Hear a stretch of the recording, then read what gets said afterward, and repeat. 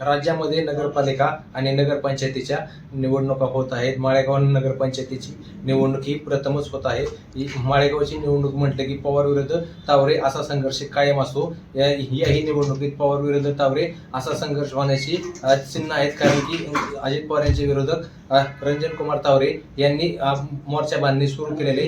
याविषयी बोलण्यासाठी आपल्याबरोबर रंजन काका तावरे आहेत. काय सांगाल काका, तुम्ही नगरपंचायती निवडणुकीची मोर्चा बांधणी सुरू केली? लोकशाही मार्गाने निवडणुका व्हाव्यात आणि जनतेचा प्रतिनिधी त्या ठिकाणी बसावा, अशा प्रकारची घटना आपले डॉक्टर बाबासाहेब आंबेडकर यांनी भारताला दिलेली आहे. आणि त्याच्यामुळे जनतेचा हक्क, मतदानाचा त्याचा हक्क, त्याला मिळालेली संधी बजावून सक्षम आपला प्रतिनिधी निवडण्याचं काम खऱ्या अर्थानं करावं, अशा प्रकारची डॉक्टर आंबेडकर साहेबांची भावना होती. आणि म्हणून यावेळची येणारी निवडणुकीला सामान्य नागरिकाला मतदानाचा हक्क मिळवून त्याच्यातून योग्य प्रतिनिधी त्याने निवडावा, अशासाठी ही निवडणूक आम्ही लढवित आहोत.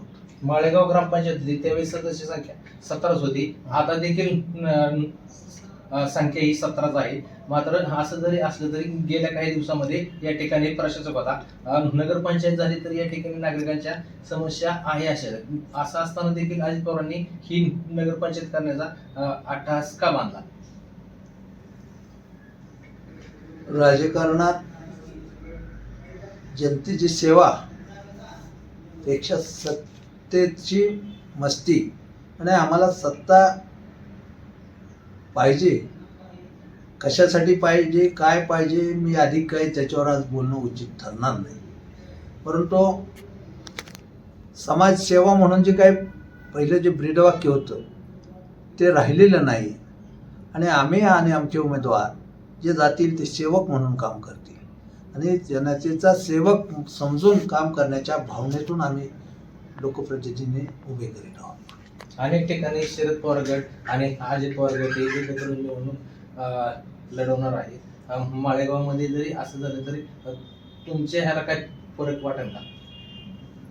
राष्ट्रवादी काँग्रेसच्या फुटीनंतर ही पहिलीच निवडणूक आहे आणि त्याच्या अगोदर जे दोन्ही सगळे पक्ष एकत्र असताना आम्ही लढाई दिलेली आहे. फार मोठा काही फरक आहे असं मला वाटत नाही. पूर्वीच्या सगळ्या निवडणुकात राष्ट्रवादीशी निश्चितपणे आम्ही लढाई केलेली आणि त्याच्यामध्ये आम्ही जिंकलेलो आहे. तुम्ही आता मोर्चा बांधणी सुरू केलेली आहे, मात्र अद्याप पक्षाचे आदेश आले नाहीत. पक्षाचे कसे आदेश आल्यानंतर त्यानंतरची भूमिका तुमची कशी असणार आहे? आत्ताची दोन गोष्टी आहेत. भारतीय जनता पक्षाच्या माध्यमातून काम करत असताना 17च्या 17 प्रभागामध्ये आमचे चांगले उमेदवार, सक्षम उमेदवार आम्ही उभे करत आहोत. आणि नगराध्यक्ष पदाचा सुद्धा उमेदवार आमचा सर्वमान्य असेल, सर्वांना चालणारा असेल, सर्वांशी मिसळून वागणारा असेल, त्यांनी तो आम्ही निवडून आणणार आहोत. आज राज्यामध्ये महायुतीचं सरकार आहे आणि भारतीय जनता पक्षाचे आमचे नेते देवेंद्रजी फडणवीस साहेब, राज्याचे मुख्यमंत्री आणि पार्टीचे अध्यक्ष, यांच्या माध्यमातून आम्ही आत्तापर्यंत लोकसभा असेल, विधानसभा असेल, त्यावेळेला वरिष्ठांच्या आदेशानुसार महायुतीचं काम केलेले आहे. राष्ट्रवादी काँग्रेसच्या उमेदवारांना मदत केलेली आहे. आता ही सार्वत्रिक निवडणूक आहे. वरिष्ठांचा जो आदेश येईल त्यानुसार आम्ही काम करणार आहोत. जर सन्माननीय तडजोड आली आणि वरिष्ठांनी सांगितलं तर त्याच्यासाठी सुद्धा आमचे दरवाजे खुले राहतील. आणि स्वबळावर लढायचं म्हटलं तरी आमची भूमिका स्पष्ट आहे. यामध्ये गावातील सर्वांना बरोबर घेऊन सक्षम उमेदवार उभे करून एक आघाडी करण्याचा सुद्धा, विकासाची आघाडी करण्यासाठी सुद्धा आमचा प्रयत्न चालू आहे. आणि म्हणून त्या पद्धतीनं माळेगावची निवडणूक ही अटीतटीची निवडणूक होईल आणि त्याच्यामध्ये आमचे उमेदवार विजयी होतील हा विश्वास या निमित्तानं मला वाटतो. माळेगाव सहकारी सहकार कारखान्याच्या निवडणुकीमध्ये पवार विरुद्ध तावरे असा संघर्ष झाला. या निवडणुकीमध्ये पवार विरुद्ध तावरे असा संघर्ष होईल का, आणि जर असा संघर्ष झाला तर निकाल काय असेल? हा पवार विरुद्ध तावरे किंवा काय कोणाच्या प्रतिष्ठेचा हा प्रश्न नाही.